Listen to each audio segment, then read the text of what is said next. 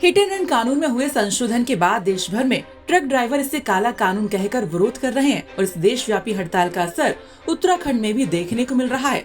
यहाँ बड़ी संख्या में ट्रक मालिक और चालक, छोटी गाड़ियों, टैक्सी मैक्सी यूनियन के सभी लोग एकत्रित होकर इस कानून के खिलाफ नारेबाजी कर रहे हैं। उत्तरकाशी में यूनियन के लोगों ने सरकार का पुतला फूंका और अपना आक्रोश व्यक्त किया। मोटर व्हीकल एक्ट के हिट एंड रन मामले में किसी ड्राइवर के द्वारा यदि कोई दुर्घटना हो जाती है, किसी व्यक्ति की मौत हो जाती है तो उसमें 10 साल की कैद का प्रावधान और 7 लाख जुर्माना का प्रावधान रखा गया। और इस बात को लेकर के अब यमुनोत्री के अहम पड़ाव बड़कोट में हम खड़े हैं और यहाँ पर जो तमाम टैक्सी संचालक है, ट्रक संचालक है, अन्य वाहनों के जो संचालक है वो आक्रोशित है और ये आक्रोश पूरे प्रदेश भर में फैला हुआ है और इसका असर यहाँ भी देखने को मिल रहा है। मैं कैमरामैन से चाहूंगा पहले तो ड्राइवर्स को दिखाएं किस तरीके से चालक सभी यहाँ पर अपने गाड़ियों के पहिए जाम करके यहाँ पर बैठे हुए हैं। साथ में ये नीचे मेरे आप देख सकते हैं यमुनोत्री नेशनल हाईवे है और ये वही स्थान है, ये वही हाईवे है जहाँ से यमुनोत्री धाम की ओर जाया जाता है।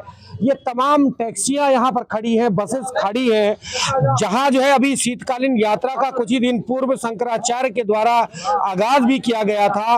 बर्फबारी का दौर अब शुरू होने वाला है, पर्यटक इस ओर आते हैं और यहाँ की आर्थिकी का जरिया तीर्थाटन और पर्यटन ही है।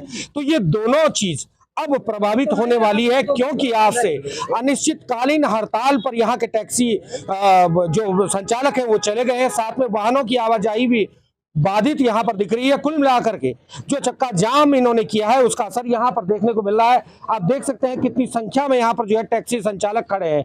हमारे साथ यहाँ पर मौजूद है अभी गौड़ जी, इनसे जानना चाहेंगे आखिर क्यों ये हड़ताल करें, क्यों आक्रोशित है गौड़ जी आप? हम लोगों की जो समस्या है, हम लोग सब लोग जो है अपने घर चलाने के लिए ये ड्राइवरी करते हैं, जो मामूली से लगभग जो है 8 से 9 हजार रुपए हम लोगों की वेतन होती है। और उसके क्या कहें, उसमें सरकार ने जो ये कानून लाया ये हमारे लिए फायदेमंद बिल्कुल नहीं है, क्योंकि रोड पे अगर हम चल रहे हैं तो कोई लोग ये नहीं चाहेगा कि मेरे से कोई घटना हुए। हम तो चाहते हैं कि यार हम एक सुई भी है या एक माचिस की तिल्ली भी बचा देते हैं, लेकिन अगर टेक्निकल फॉल्ट से कोई बात हो जाती है, दुर्घटना हो जाती है, तो उसमें सरकार ने कानून सारा ड्राइवर के ऊपर थोप दिया। उसको क्या है 10 साल तो सजा है, 7 साल या 10 साल की जो भी सजा है। ये नाराजगी आपकी है। रावत जी, आप भी टैक्सी संचालक हैं, क्यों नाराज हैं आप? देखिए, सरकार के द्वारा जो ये काला कानून पारित किया गया है, ड्राइवर एक ऐसा हमारा पार्ट है जो पूरे विश्व की आर्थिकों को संजो करके रखता है।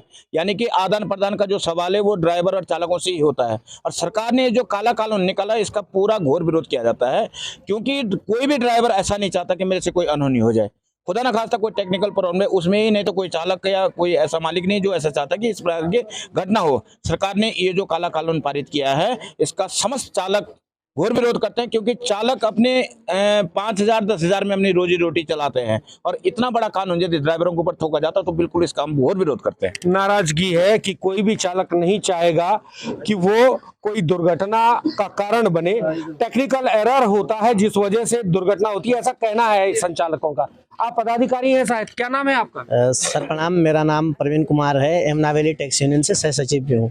प्रवीण जी, क्यों जाम कर दिए भाई? लोगों को दिक्कतें हो रही है। सर दिक्कतें तो होगी, जब हमें 5,000 के चालक को दिक्कत हो सकती है, 10 साल की सजा और 7 लाख रुपए जुर्माना जब हो सकता है तो दिक्कतें। अंकुश तो लगेगा ड्राइवर पे, वो संभल करके चलाएगा।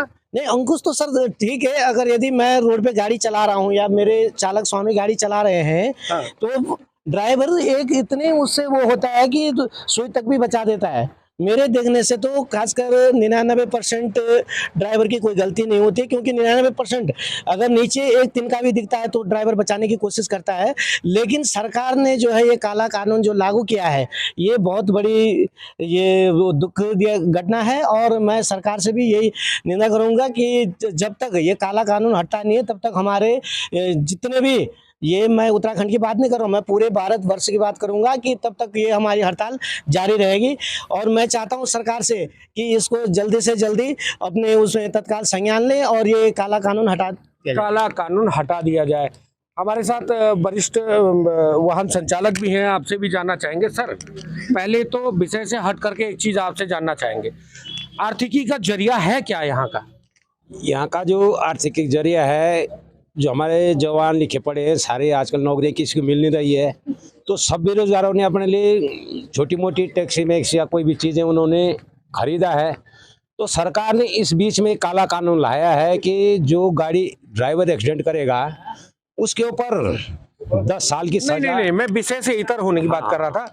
मात्र एक तीर्थाटन, हाँ, तीर्थ यात्रा में आप लोगों का वाहन रहता है और वही आजीविका का जरिया है। दूसरा, आजकल बर्फबारी हो रही है तो पर्यटक आ रहे हैं, तो इनको असुविधा नहीं हो रही है आपकी वजह से? जितने भी पर्यटक आ रहे हैं, कोई देहरादून से आ रहे हैं, कोई बाहर से आ रहे हैं, तो सारे लोग कहीं डामटम में खड़े हैं, गाड़ियों के चक्के खड़े हो गए हैं, कोई बड़कोट में खड़े हैं, कोई नौगांव में खड़े हैं, सारे लोग परेशान हैं, व्यापारी भाई परेशान है। कोई बाहर से अगर सामान नहीं आएगा, माल नहीं आएगा, फिर हमारी लोकल जनता भी परेशान है। सब्जी आने बंद हो जाएगी, दूध आना बंद हो जाएगा, तेल टैंकर आने बंद हो जाएंगे, तो सब लोग इस चीज में सब लोग परेशान हैं। तो आप कुल मिलाकर के गलत है ना ये सब? जो सरकार ने तो बहुत गलत किया हमारे साथ, जबकि हम सरकार से सारे जुड़े थे, लेकिन अब सरकार, हम क्या करें, सरकार सारी हमारे जो गाड़ियां हैं खड़ी दिखाया, आप इनको दिखाएंगे तो कम से कम बड़कोट नौगांव पुल के अंदर 400-500 गाड़ियां खड़ी हो गए और सारे ड्राइवर, जो ड्राइवर लोग थे, घर चले गए, अपने झोला तमा लेके घर चले गए।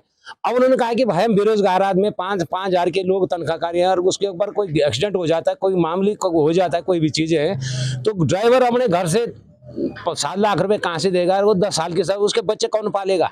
या तो सरकार उसकी जवाब दे रही, भाई हमें उनको कुछ राहत दे। कब तक रहेगी आपकी हड़ताल? हमारी हड़ताल है कि जब तक ये इसका समाधान न निकले। अभी तो कल का लास्ट दिन है, उसके बाद आगे कल क्या होता है, जो हमारे नीचे बैठे हुए हैं पूरे भारत के लोग, ट्रांसपोर्ट के महासंघ है, तो महासंघ जो चाहेगा, सरकार से अभी वार्ता चल रही है, अगर वो चाहे तो कल खुल सकते, नहीं तो लंबी हो सकती है हड़ताल।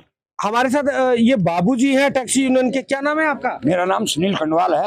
सुनील जी, क्या लग रहा है आपको, क्यों हड़ताल में भाई? हड़ताल में इसलिए है, जो ये हमारे बेरोजगार ड्राइवर लोग हैं बेचारे, जो अपने बच्चों ये बेरोजगार कहाँ हुए? तो टैक्सी चलाते हैं। अब टैक्सी चलाते हैं, 1000, 9,000, 10,000 की कोई जो है, ये बेरोजगारी में आता है। वैसे 9,000, 10,000 वाला मसला है, जो इसमें अपने बच्चों को पाल रहे हैं, अपना वो कर रहे हैं। वाहन स्वामी और चालकों की हड़ताल से शीतकालीन यात्रा और पर्यटन पर प्रतिकूल प्रभाव पड़ने लगा है। यूनियन के लोगों का कहना है कि ये हड़ताल अनिश्चितकालीन है और कल से किसी भी वाहन को सड़क पर चलने नहीं दिया जाएगा, और अगर ये हड़ताल यूं ही जारी रही तो पहाड़ों में डीजल, पेट्रोल सहित खाद्य सामग्रियों की आपूर्ति बाधित हो जाएगी। उत्तरकाशी जिला मुख्यालय में आज ठीक 11 बजे से पहाड़ों की परिवहन सेवा पूरी तरह ठप हो गई है। आज से पहाड़ों पर होने वाली सप्लाई पूरी तरह से बंद कर दी गई है। सभी यूनियन के संगठनों के चालकों ने कलेक्ट्रेट परिसर पर आकर ज्ञापन सौंपा। उनका कहना था कि जब तक केंद्र सरकार इस कानून में संशोधन नहीं करती, तब तक उनकी देशव्यापी अनिश्चितकालीन हड़ताल जारी रहेगी। उत्तरकाशी से ओमकार बहुगुणा की रिपोर्ट।